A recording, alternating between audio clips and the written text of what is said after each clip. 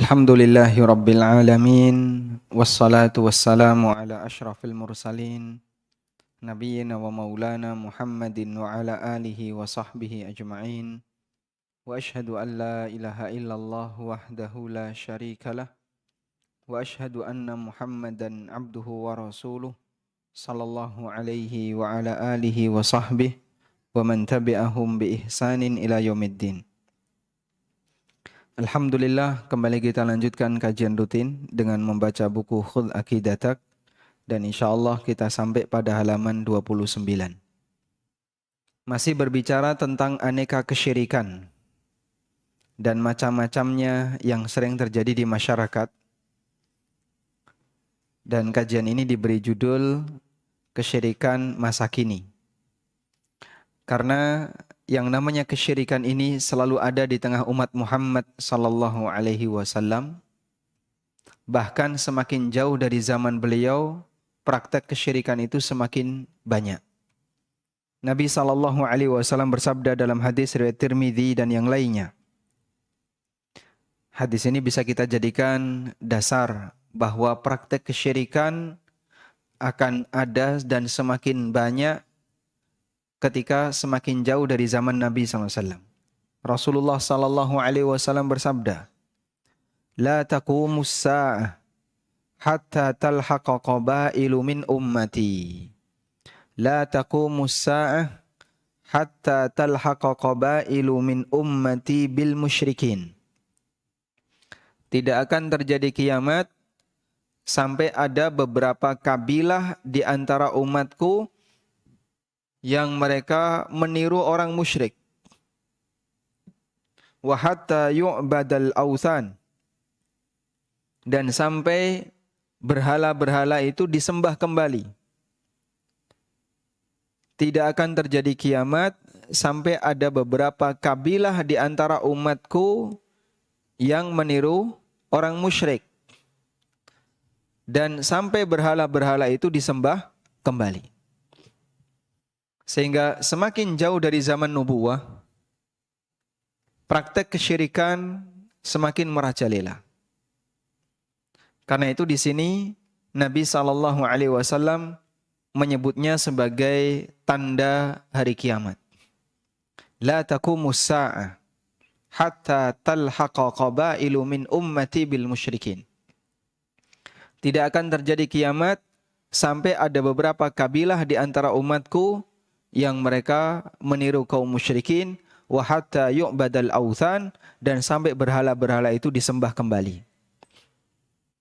Baik. Dan kesyirikan di masa sekarang rata-rata sebabnya tidak jauh beda dengan di masa Nabi SAW. Yaitu terkait masalah perdukunan. Sebelum Islam datang, sebelum Rasulullah SAW diutus oleh Allah dapat wahyu, jin itu diizinkan untuk tetek di langit. Sehingga mereka duduk di langit, lalu mencuri dengar berita-berita langit, dulu diizinkan. Kemudian setelah Al-Quran diturunkan, Allah Subhanahu wa Ta'ala menetapkan aturan, nggak boleh lagi ada jin yang berada di langit.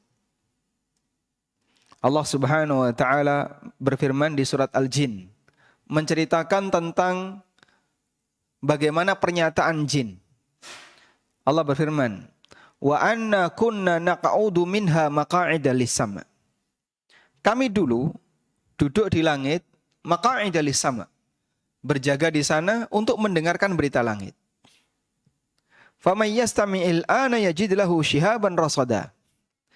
Tapi untuk saat ini, siapa yang berusaha untuk mencuri dengar berita dari langit, maka dia akan menjumpai panah api yang sudah siap mengintai. Menjumpai shihab, panah api yang sudah siap mengintai. Sehingga tidak diizinkan setelah Al-Quran diturunkan oleh Allah Subhanahu wa Ta'ala. Karena itu kemampuan dukun sebelum Nabi SAW diutus lebih hebat dibandingkan dukun setelah Islam datang. Setelah Nabi SAW diutus. Sehingga dulu kemampuan dukun dalam meramalkan manusia, peluang benarnya banyak. Karena jin yang membantu dia itu diizinkan untuk mencuri dengar berita dari langit, sehingga informasi yang disampaikan rata-rata adalah informasi dari langit. Peluang benarnya banyak. Makanya dulu sebelum Nabi SAW diutus, orang yang dijadikan sebagai konsultan itu dukun. Jadi dulu konsultan masalah apapun itu acuannya adalah dukun. Sampai terjadi peristiwa mengenai air Zam-Zam yang digali oleh siapa? Air Zam-Zam digali oleh siapa? Oleh Abdul Muttalib, kakeknya Nabi SAW. Air Zam-Zam digali oleh Abdul Muttalib. Dan kemudian terjadi rebutan antara Abdul Muttalib dengan orang-orang musyrikin yang lain. Karena mereka berharap bisa dinikmati bersama. Tapi Abdul Muttalib tidak mau. Ini saya yang menemukan. Maka ini adalah hakku. Akhirnya kan mereka terjadi sengketa. Siapa pemutusnya? Dukun yang ada di Syam. Sampai mereka melakukan perjalanan ke Syam untuk kemudian konsultasi ke seorang dukun yang ada di Syam. Nanti keputusannya tergantung dukun. Sehingga dukun di masa silam itu konsultan hukum. Sebelum ada Al-Quran yang diturunkan oleh Allah Subhanahu Wa Taala, sebelum Allah mengutus Nabi Muhammad SAW sebagai Nabi.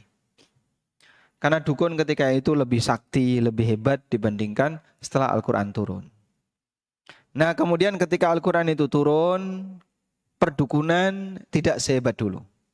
Sehingga perdukunan di zaman sekarang itu lebih kepada perdukunan permainan fisik. Permainan fisik itu contohnya gimana Pak? Bisa terbang atau membuat cincin bisa berputar kan di tengah tanpa bisa terbang cincinnya tanpa dipegang, atau misalnya orang pakai tisu kemudian tisunya bisa terbang. Ternyata semuanya adalah apus-apus setelah dibongkar oleh pesulap merah. Lalu kemudian dibacok nggak mempan. Ini ilmu dukun tingkat rendah. Kalau dulu dukun itu bisa meramal masa depan. Besok akan terjadi kayak gini, dan peluang benarnya besar.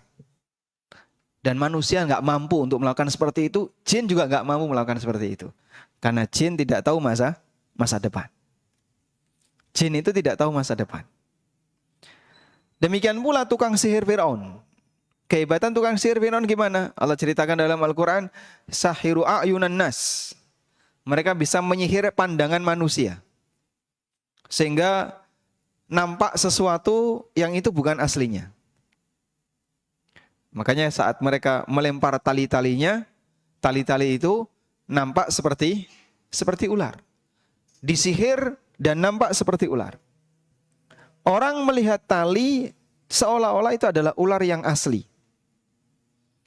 Tapi karena tukang sihir itu tidak bisa memberi nyawa, maka pada saat Nabi Musa alaihissalam melemparkan tongkatnya dan berubah menjadi ular, lalu talqafu ma yafikun, ularnya Musa itu menelan semua sihir yang dibuat oleh para tukang sihir itu. Mereka mengakui ini pasti bukan sihir, karena sihir nggak bisa seperti ini. Ini adalah mukjizat. Tayyib, itu contoh kehebatan tukang sihir di masa silam dan kehebatan dukun di masa silam, yang itu kemampuannya sampai melebihi kemampuan jin, karena jin itu tidak tahu masa depan. Nah, cuman jin mencuri berita, mendengar berita dari langit, lalu kemudian disampaikan kepada para wali-walinya. Kalau sebatas bisa terbang, sakti, kebal, dan seterusnya, itu perdukunan tingkat rendah. Karena orang dulu nggak praktek seperti ini, kalaupun praktek jarang. Tayyib. Ya, meskipun zaman sekarang ini dianggap orang hebat ya, para ilusionis dan seterusnya. Maka sungguh sangat heran ketika orang di zaman sekarang menjadikan ini sebagai tren. Berarti ini sama dengan menghidupkan kembali tren sihir yang sudah terkubur dalam sejarah Fir'aun. Tapi dibangkitkan kembali oleh orang-orang di masa sekarang. Baik, kemudian termasuk di antaranya adalah alasan tawassul. Dan tawasul kalau di masa silam bentuknya itu kepada sosok yang diwakili oleh berhala.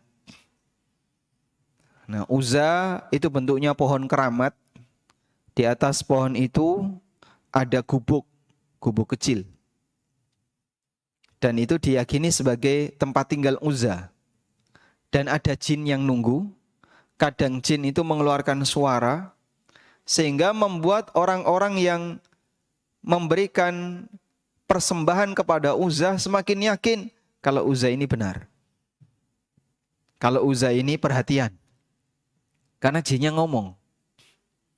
Makanya pada waktu penaklukan kota Mekah, Khalid ibn Walid diperintahkan untuk apa? Menebang pohon Uzza. Setelah ditebang, balik kepada Nabi SAW. Ya Rasulullah, sudah saya laksanakan. Ditanya oleh Nabi SAW, apa yang kamu temui? Saya nebang pohon. Ketemu siapa kamu? Tidak ada. Kamu belum melakukan apapun. Balik lagi. Akhirnya Khalid balik. Setelah sampai di sana, Khalid menjumpai wanita yang berpakai jubah, kemudian rambutnya panjang. Kemudian dipenggal lehernya oleh Khalid ibn Walid. Lalu beliau lapor kepada Nabi SAW. Tilka Uzza, itulah Uzza. Jin Uzza dibunuh oleh Khalid ibn Walid. Sehingga barulah ketika Uzza ini terbunuh, dianggap oleh Nabi SAW tugasnya selesai. Dan Masya Allah ya, keberanian para sahabat. Dia ketika Khalid ibn Walid radhiyallahu anhu, ketika diperintahkan untuk menebang pohon Uzza, itu kan resikonya iso kesambet jin itu Pak. Bisa ngamuk Uzzanya. Tapi Masya Allah, beliau nggak takut, ditebang itu pohon. Dan Uzza nggak berani ngelawan. Sudah? Di zaman sekarang Pak, orang nggak berani Pak. Pohon keramat kayak gitu ditebang itu nggak berani. Manggil teman-teman yang sudah ngaji, kan gitu ya. Manggil teman-teman yang dia bisa berani untuk menebang pohon keramat. Masya Allah. Saya dapat cerita di daerah mana ya? Sragen atau mana? Ada pohon keramat, itu dinas kebersihan nggak berani.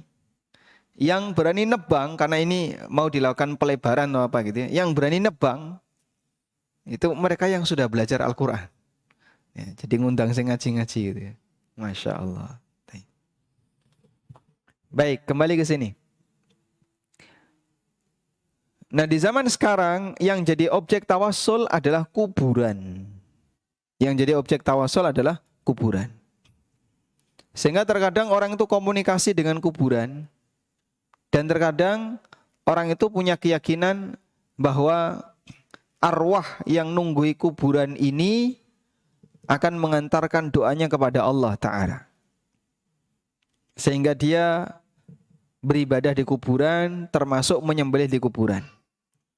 Maka di sini penulis menyebutkan hukum mengenai menyembelih di kuburan untuk selain Allah. Jawabannya tidak boleh dan tidak, karena ini termasuk perbuatan kesyirikan. Allah Ta'ala berfirman, "Fasholli li rabbika wanhar." Kerjakanlah salat untuk Rabbmu dan sembelihlah kurban. Maka kurban hanya boleh untuk Allah.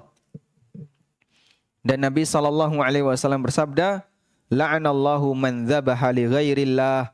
Allah melaknat orang yang menyembelih untuk selain Allah. Allah melaknat orang yang menyembelih untuk selain Allah. Maka bentuk menyembelih hewan untuk selain Allah sama dengan berkorban untuk selain Allah. Apa hukumnya? Laknat. Sebab ini adalah kesyirikan. Waliyadzubillah. Di zaman sekarang contohnya apa Pak? Sedekah bumi, mendem kepala kerbau, mendem kepala kambing, termasuk juga ngelarung kepala kerbau. Baik. Ketika ditanya kok pakai acara kayak gitu, ngasih makan ikan pakai kepala kerbau. Juga nyambung. Kudune nek ngekei mangan ikan tuh pakai pelet. Jangan pakai kepala kerbau. Terus dagingnya yang lain dikemanain? Kok nggak dikasihkan sekalian? Hah? Eman-eman. Apa hukumnya Pak? Tidak boleh ya. Saya dapat cerita ya, bahwa pondok yang dulu saya tempati, wallahu alam kejadiannya kapan saya tidak tahu, cuman saya nggak menjumpai kejadian itu. Dapat sumbangan Pak, seekor kerbau, 1 ekor, tanpa kepala. Oh, diantar nganggo pickup itu. Ini kepalanya mana? Sudah disembelih pokoknya, tanpa kepala. Nah kita kan curiga jadinya, pengurus pondok jadi curiga. Kalau dagingnya utuh Pak, seger, tapi tanpa kepala, disumbangkan untuk pondok. Ya akhirnya ditolak. Loh, itu kan daging halal dong, daging sapi, daging kerbau. Kerbau halal, tapi disembelih untuk selain Allah. Wa ma uhilla li ghairillahi bihi, dan sesuatu yang disembelih untuk selain Allah termasuk di antara yang diharamkan. Mas kecepet, Mas kecepet. Bukan.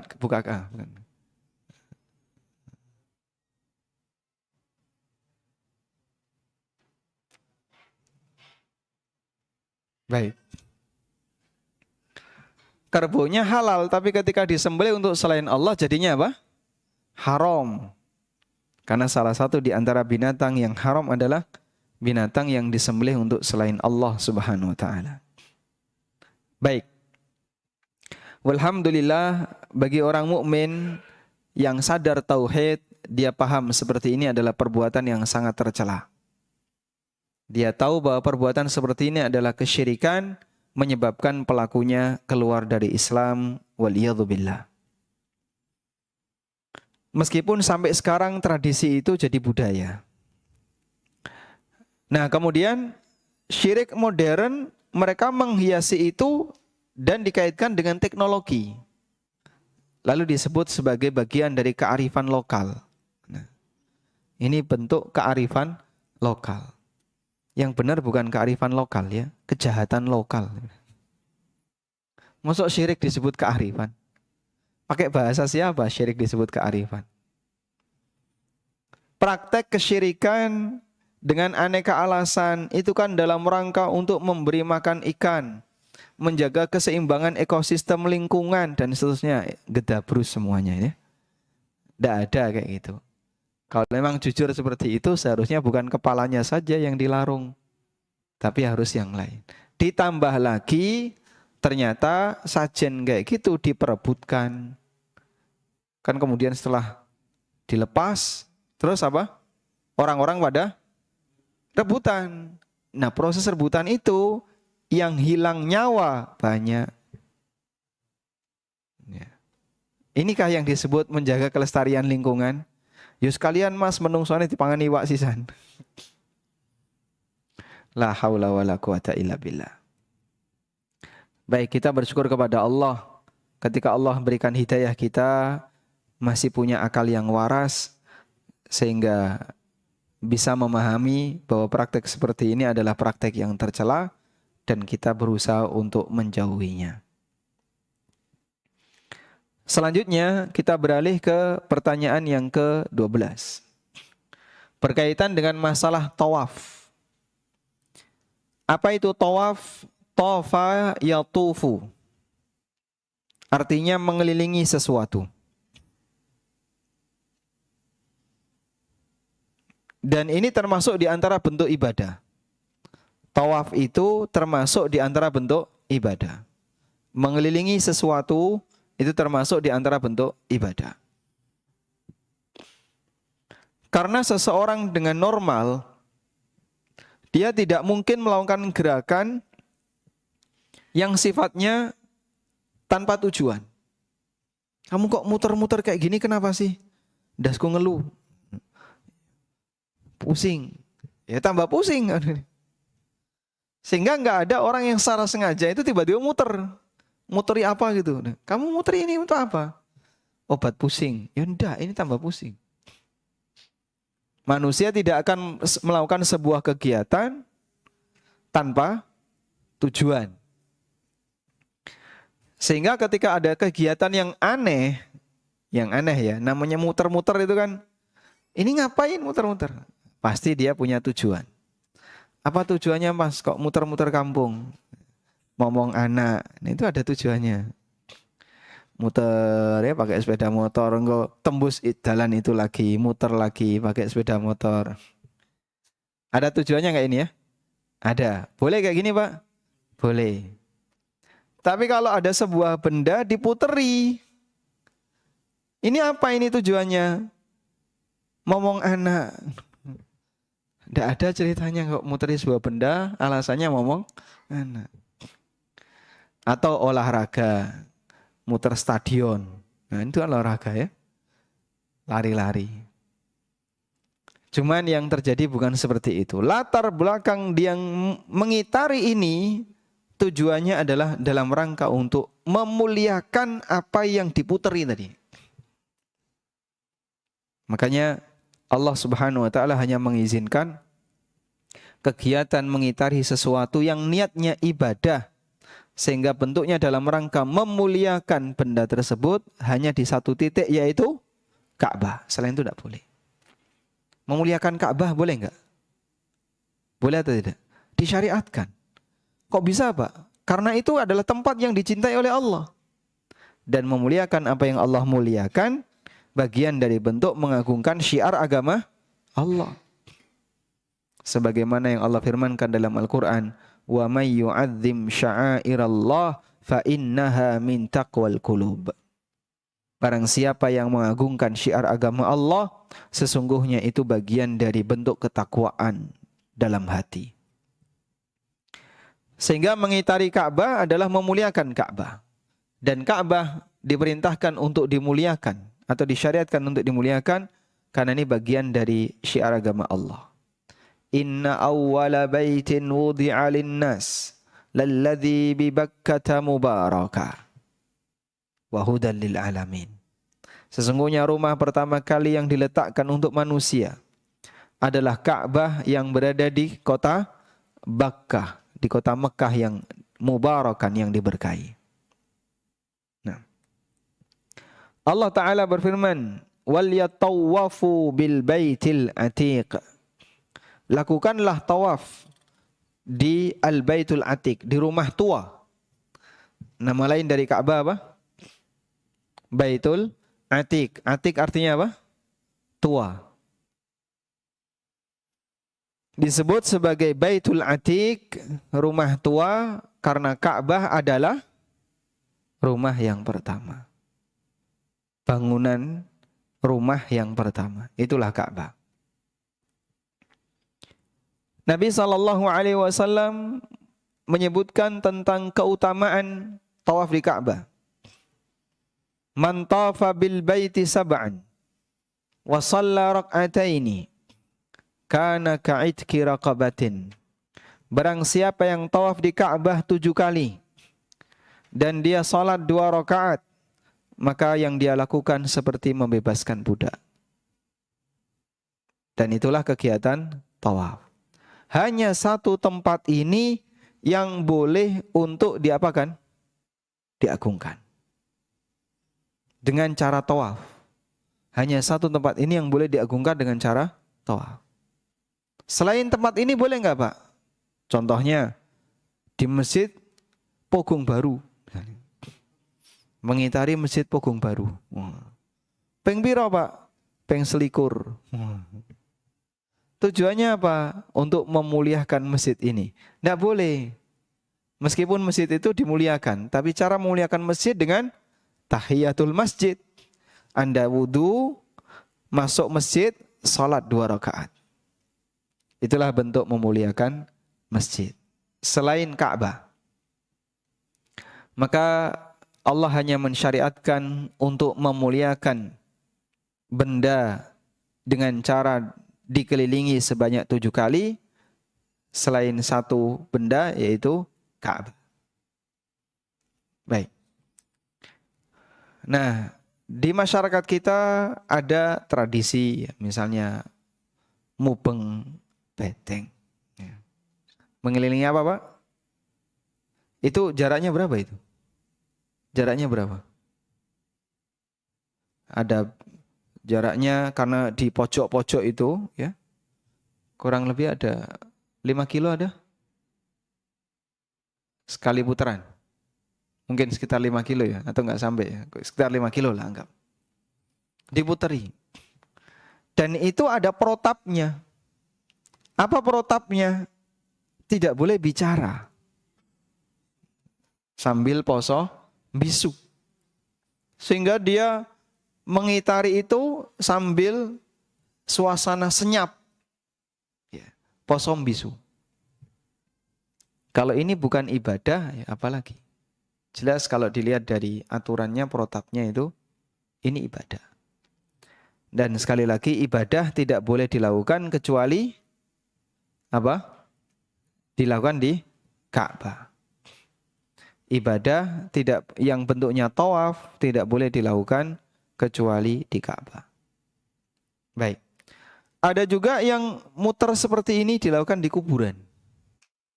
Di video cukup banyak itu. Tawaf di kuburan. Banyak sekali.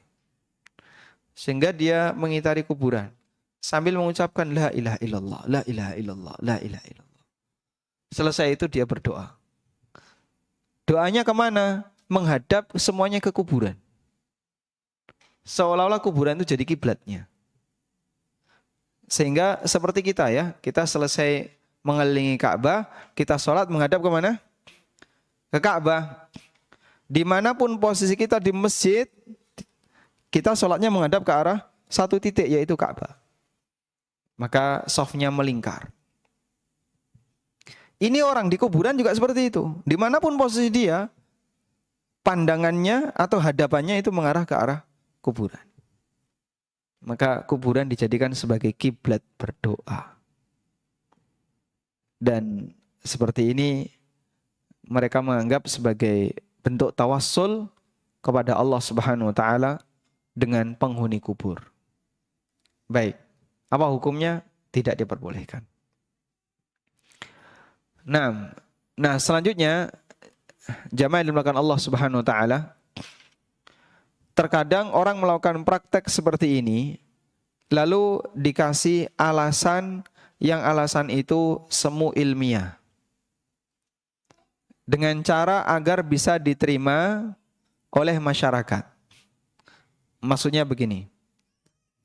Saya beberapa kali ya menjumpai keterangan dosen yang membela praktek kesyirikan. Contoh, ini pernah dimuat di koran. Di koran di Jogja. Tulisan kalau tidak salah dosen teknik sipil di salah satu kampus Jogja gitu aja ya. Dia itu membela, waktu itu ada kontes keris, Pak. Kontes keris. Di keris itu dibuat kontes, ada yang bisa joget, ya. Ada yang bisa terbang. Intinya pokoknya kontes keris. Lalu dia bilang bahwa proses ini sebenarnya bagian dari medan magnet yang mempengaruhi posisi keris sehingga dia bisa berdiri, bisa terbang karena medan magnet. Itu batu-batunya adalah batu khusus yang bisa menyebabkan keris itu mendapatkan medan magnet sehingga dia bisa berdiri. Waktu saya baca ini batin, Gedabrus kebablasan. Gimana kok medan magnet? Wong cetha itu dolanan jin ya. Tapi dibuat seperti nuansa ilmiah biar tidak kelihatan praktek kesyirikan. Ya, terus pakai alasan medan magnet dan seterusnya. Kalau itu medan magnet, berarti kan dia berdiri terus kan gitu ya, selama di titik itu. Tapi nyatanya tidak. Ketika yang punya minta turun, turun. Nanti ketika yang punya mendirikan, dibuat berdiri, dia berdiri. Sehingga kalau disebut medan magnet, jelas nggak nyambung. Apalagi ini kalau malam gelodakan sendiri. Wah. Kenapa kok gelodakan sendiri? Ganggu tikus. Baik, ini contoh. Ada juga praktek kesyirikan dalam bentuk akik. Lalu dia bilang, unsur yang ada di sana itu ketika terkena air maka dia bisa memancarkan pantulan cahaya. Sehingga dia bisa menyerap semua cahaya yang ada di lingkungannya. Model-model kayak gitu. Dan salah satu dosen saya juga dulu pernah ngomong seperti itu. Dia memberikan pembelaan ya, untuk praktek penyembahan terhadap api, praktek ini. Saya masih ingat waktu itu mata kuliahnya adalah fisika 3. Jadi dia memberikan pembelaan untuk praktek-praktek itu. Ya kita cuman batin saja, dukun kok dibela atau apa. Baik. Nah bagi kami itulah bentuk kerjasama yang dilakukan oleh orang di masa sekarang, membuat kesan seolah-olah kesyirikan itu nyambung dengan teknologi. Seolah-olah kesyirikan itu nyambung dengan teknologi. Maka seperti yang Allah firmankan dalam Al-Quran, wa kadzalika ja'alna likulli nabiyyin aduwa syayatinal insi wal jinni yuhi ba'duhum ila ba'din zukhrufal qawli ghurura. Demikianlah kami jadikan setiap nabi itu punya musuh dari kalangan jin dan manusia, antara satu dengan yang lain mereka saling membisikkan kalimat-kalimat yang indah tapi menipu. Maksudnya gimana Pak? Dibuatkan alasan biar seolah-olah itu bukan termasuk praktek kesyirikan. Sehingga bagi orang awam dia menilai ini sakti. Sehingga ini punya khasiat. Sementara bagi orang yang ilmiah, yang masih pakai logika, dia pakai pendekatan tadi. Oh enggak, ini adalah faktor alam. Intinya pokoknya ini bukan kesyirikan. Wallahu ta'ala alam. Tayyib. Nah kemudian di bagian berikutnya penulis akan membahas tentang masalah sihir. Dan sebenarnya kajian tentang masalah sihir ini cukup panjang. Maka insya Allah akan kita bahas di pertemuan 2 pekan mendatang tentang masalah sihir ya. Ada beberapa kaidah tentang masalah sihir. Dan saya lompat ke pertanyaan nomor 15. Saya lompat ke pertanyaan nomor 15. Mengenai mengetahui hal yang gaib. Apakah makhluk bisa mengetahui hal yang gaib? Jawabannya tidak bisa. Tapi Pak, dia kok pernah bilang benar Pak. Itu ngawur. Meskipun benar. Ngawur kadang benar, ada nggak? Ada nggak Pak? Ada Pak? Banyak Pak ya, banyak. Sehingga misalnya seorang suami istri, istrinya punya masalah. Tanya sama suaminya. Suaminya orang ngerti, tapi memberi fatwa. Dia menyampaikan fatwa kepada istrinya, ngawur. Ya, sing wedok tidak merasa puas, tanya sama ustaz. Jawablah oleh ustaz. Loh, kok sama seperti jawaban suami saya?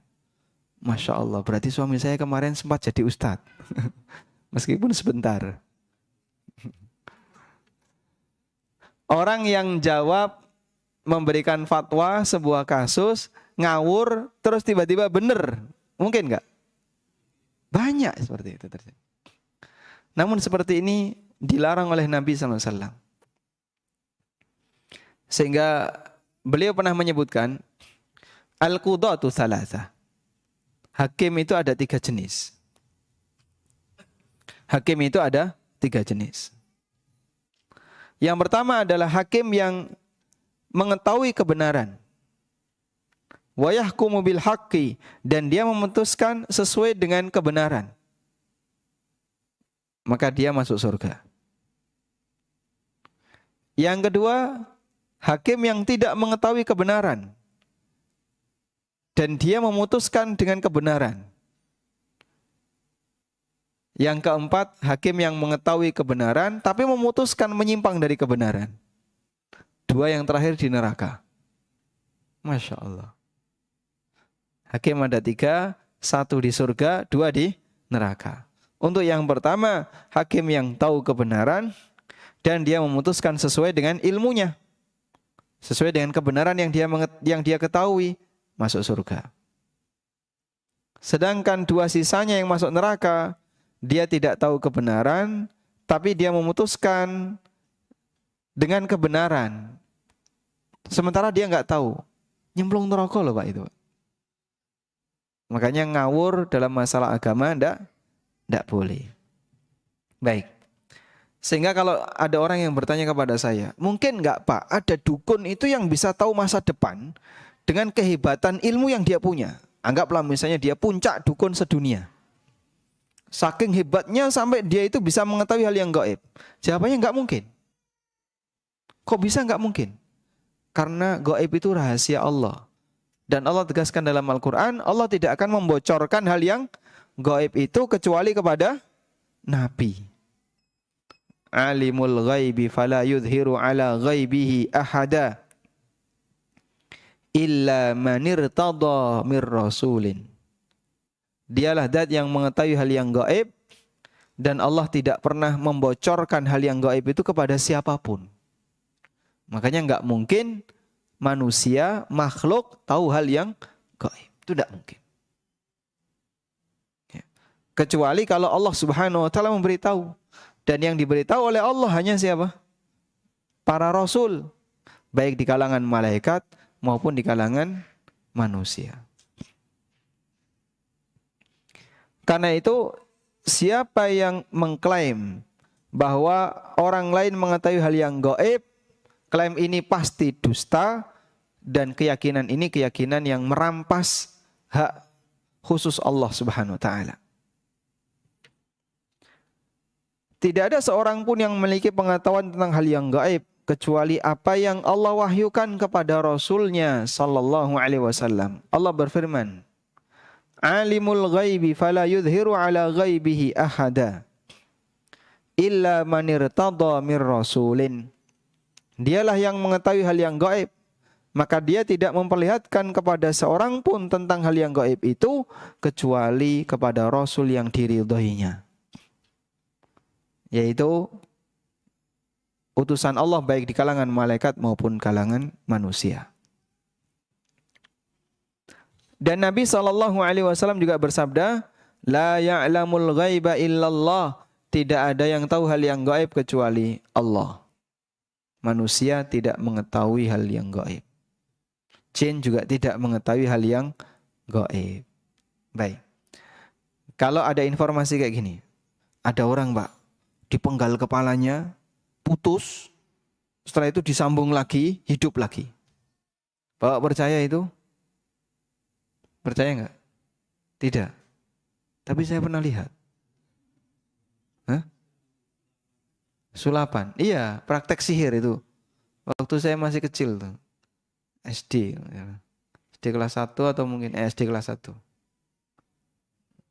Ada pagelaran pameran ya. Terus ada banyak pesulap-pesulap tuh banyak sekali.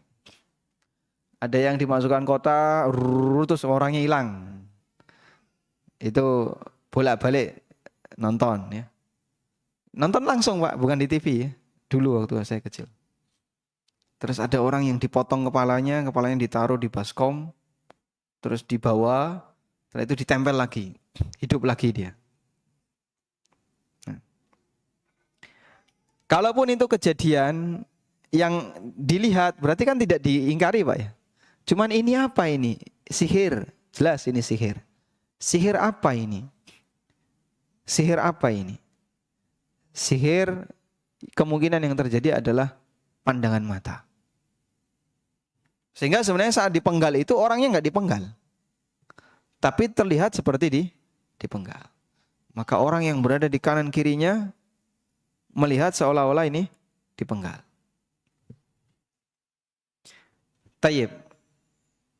Nah, sihir seperti ini tadi ya, tingkat kemampuannya di bawah. Tapi kalau sudah sampai meramal masa depan, itu jin aja nggak bisa. Makanya kehebatan para dukun di masa silam yang dia bisa meramal masa depan, itu kemampuan yang jauh lebih tinggi daripada sebatas sulap fisik, seperti bisa terbang atau apa dan seterusnya. Sebab jin bisa bantu di sini, tapi yang ini jin tidak bisa. Karena Allah Subhanahu wa taala tegaskan tidak ada yang tahu hal yang gaib kecuali Allah. Dan Allah membocorkan hal yang gaib itu, Allah menunjukkan hal yang gaib itu kepada Rasul yang diridhoinya. Wallahu a'lam. Kemudian Allah juga tegaskan dalam Al-Quran, Qul la ya'lamu man fis samawati wal ardil ghaiba illallah. Katakanlah wahai Muhammad, tidak ada satupun makhluk di langit dan di bumi yang mengetahui hal yang gaib kecuali Allah.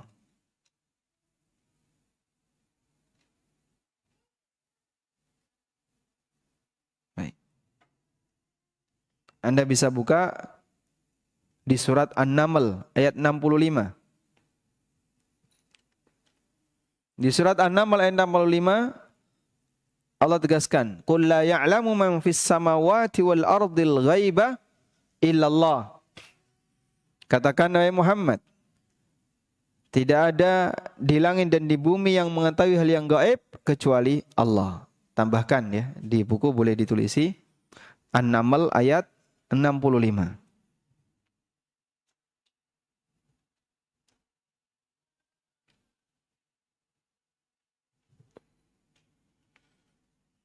Nah,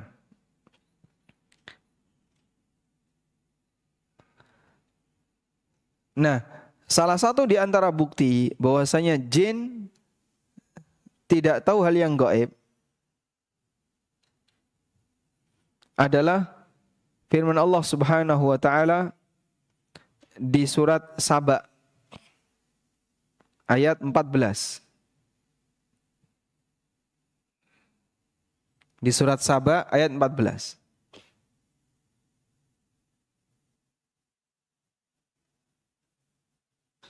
Allah menyebutkan tentang kekuasaan Sulaiman. Di ayat 12 surat Saba ayat 12 Allah berfirman, "Wali Sulaiman ar-riha ghuduha syahrun wa rawahuha syahr." Sulaiman punya angin yang perjalanan pagi sama seperti perjalanan sebulan, perjalanan sore sama seperti perjalanan sebulan dengan angin tadi. Wa asalna lahu 'ainal qitr. Wa minal jinni may ya'malu baina yadayhi biidzni rabbih. Dan di kalangan jin ada yang bekerja baina yadayhi di hadapan Sulaiman biidzni rabbih dengan izin dari Allah. Sehingga Sulaiman melihat pasukannya jin itu bekerja. Sulaiman melihat pasukannya jin bekerja karena ini berada di hadapannya. Lalu Allah ceritakan, falamma qadaina alaihi, pekerjaannya itu bermacam-macam ya. Falamma qadaina alaihil mauta, ketika kami tetapkan kematian untuk Sulaiman. Sulaiman dicabut nyawanya oleh Allah Ta'ala. Ma dallahum ala mautihi, tidak ada yang menunjukkan kematian Sulaiman kepada mereka illa dabbatul ardi ta'kulu min sa'ata, kecuali rayap yang makan min sa'ata, yang makan tongkatnya Sulaiman. Jadi Sulaiman berdiri bawa tongkat dan jin tidak ada satupun yang berani untuk bangkang keluar dari pekerjaannya karena melihat ada Sulaiman alaihissalam.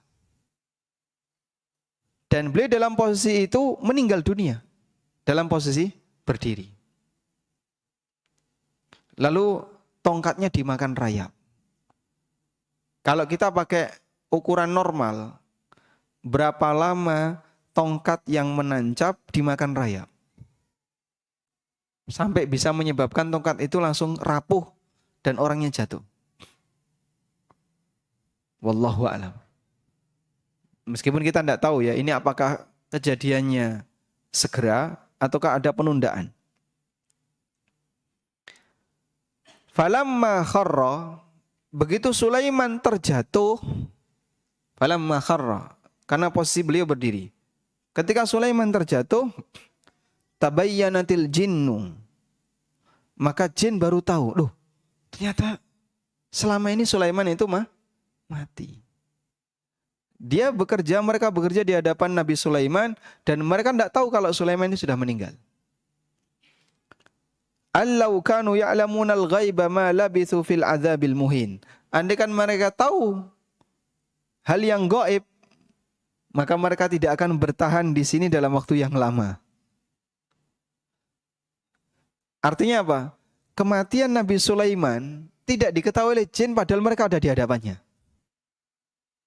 Padahal jin itu ada di hadapan Nabi Sulaiman alaihissalam. Tidak diketahui oleh jin. Andai kan jin itu tahu hal yang gaib, ini justru bukti bahasanya jin itu tidak tahu hal yang gaib. Kejadian itu ada di hadapannya aja dia nggak tahu. Nabi Sulaiman sudah meninggal dunia, jin itu tidak sadar kalau ternyata Sulaiman sudah meninggal dunia. Baru ketika Sulaiman jatuh, mereka baru sadar, oh ternyata selama ini Nabi Sulaiman sudah meninggal dunia. Andaikan mereka tahu kalau Sulaiman sudah meninggal dunia, mereka akan pergi meninggalkan pekerjaan ini.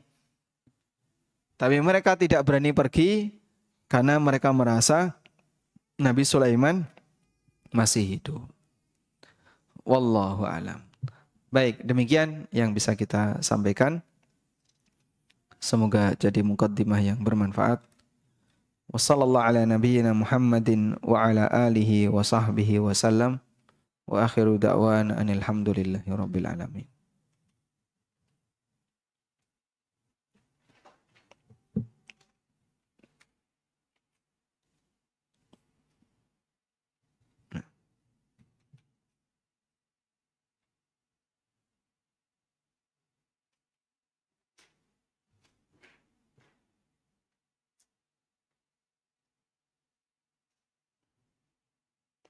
Ada yang mau disampaikan? Silakan.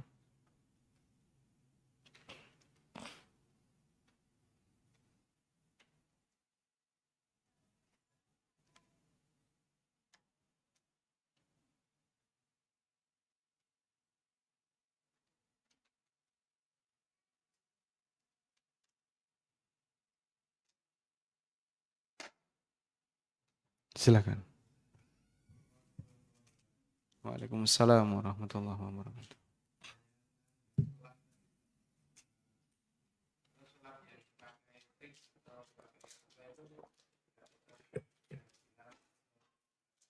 Alhamdulillah. Apa hukumnya sulap pakai trik? Apakah ini dilarang atau bagaimana? Tayyib. Kembali kepada maksud dan tujuannya.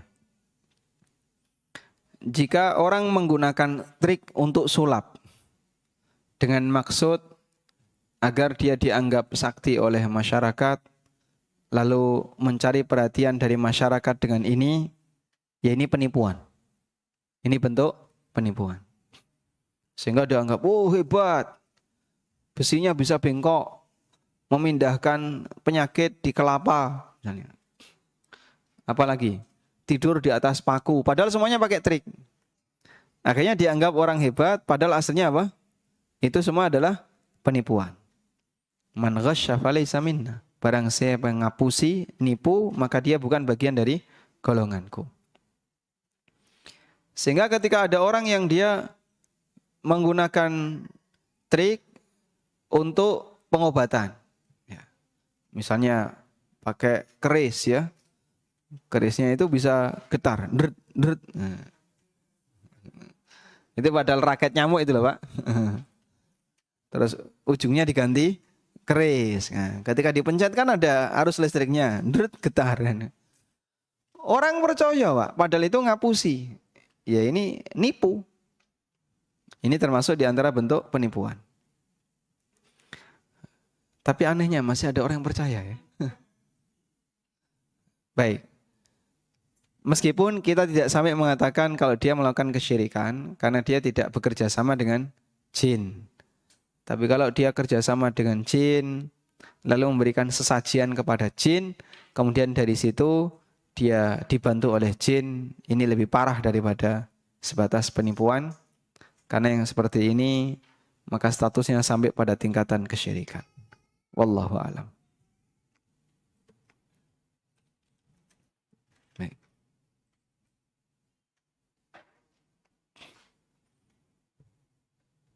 Cukup? Tayyib, demikian yang bisa kita bahas.